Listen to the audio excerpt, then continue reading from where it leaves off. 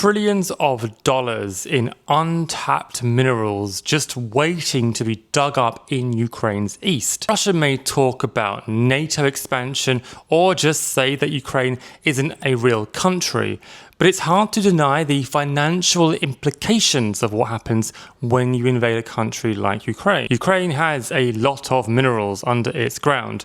But firstly, what are minerals? Critical minerals have been described by some as the foundation of the 21st century. They are key to renewable energy, military applications, and industrial infrastructure. Take titanium, for example.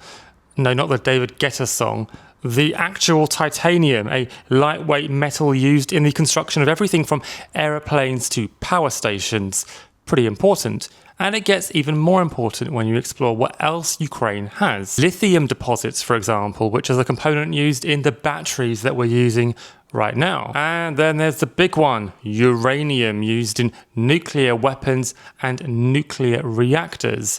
Is it any surprise that Russia wants their hand on land that has these resources? But Ukraine isn't just rich in those resources, they also have 17 rare earth minerals. These are a group of 17 elements that are used to produce weapons, wind turbines, electronics, and other products vital in the modern world. Regarding the rare earth materials, we'll come back to that in a moment. But firstly, does Ukraine have a lot of minerals? The answer is yes. Ukraine estimates that 5% of the world's raw critical minerals are in Ukraine. According to the World Economic Forum, Ukraine has about 20,000 mineral deposits covering 116 types. But before Ukraine was invaded in 2022, Ukraine was only using about 15% of those sites, and about 15% of those minerals were being exploited. Since Russia invaded, they now occupy land in which those mineral deposits are located, and according to the BBC, it's an estimated $350 billion worth. Hard to see, really, why Russia would want that. So the next question really is, why is America interested? Well, it doesn't take much of a guess. Money. Now, Trump talks a lot about making Ukraine pay back for the military assistance that America gave Ukraine during the Biden administration. But there's something even bigger going on here. America wants to reduce relying on China, which controls 75% of the rare earth deposits in the world. Rare earths are really important for America. They keep weapons up to date and running. It keeps America's military industrial complex running at full steam and as one of the best in the world. If China pulls the brakes on those supplies, then America suffers. In December of last year, China banned some minerals being exported to the US, having limited the supply the year before as well. It seems China was starting to realize that maybe the money from the US wasn't worth allowing it to have the biggest military in the world. Beijing then added on more export controls on those minerals in retaliation to Donald Trump's trade war when he added tariffs to Chinese products in April of this year. So America has been looking to move away from reliance from China for some time. Enter Ukraine. The deal has been going back and forth for some time. Trump says you owe it to us, Biden gave you too much money, and Ukraine is saying, okay, the deal looks pretty good, but where is the security agreement? And it is true, the deal does not include security assurances. On paper, at least. Trump says that for those minerals to be dug up, they'll need to put US contractors on Ukrainian soil.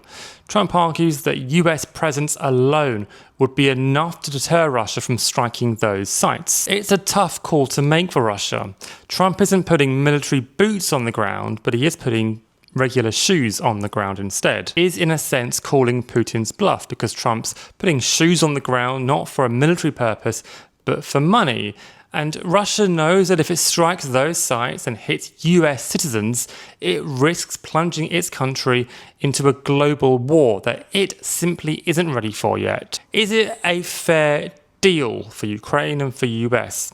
That depends who you talk to. Some defenders of Ukraine argue that this is a classic colonial deal from the US. They've gone in and they've taken Ukraine's resources. Furthermore, can you trust the US? It had assured Ukraine back in the 90s that it would look after Ukraine with security when it gave up its nuclear weapons. Critics say you couldn't trust the US then, why would you trust the US now? But the deal is also a recovery fund for Ukraine designed to help rebuild the country. Ukraine says that the deal would allow it to control 50% of the fund, and the US says it would be used as a way to attract global investments and private investments into Ukraine. Great for Trump because it is, after all, the art of the deal. Furthermore, after weeks of discussions, Ukraine now argues that the deal looks a lot better than what it first did. The fund does not interfere with Ukraine's path to join the EU, and the US may actually provide some air defense systems to Ukraine for it as well, if only to protect their own citizens who are drilling in Ukraine. This is a deal with many problems, and not everyone will be happy with it. But for some in Ukraine, they'll be happy that at least it puts a US presence on Ukrainian soil. Trump will also be happy that he's getting money.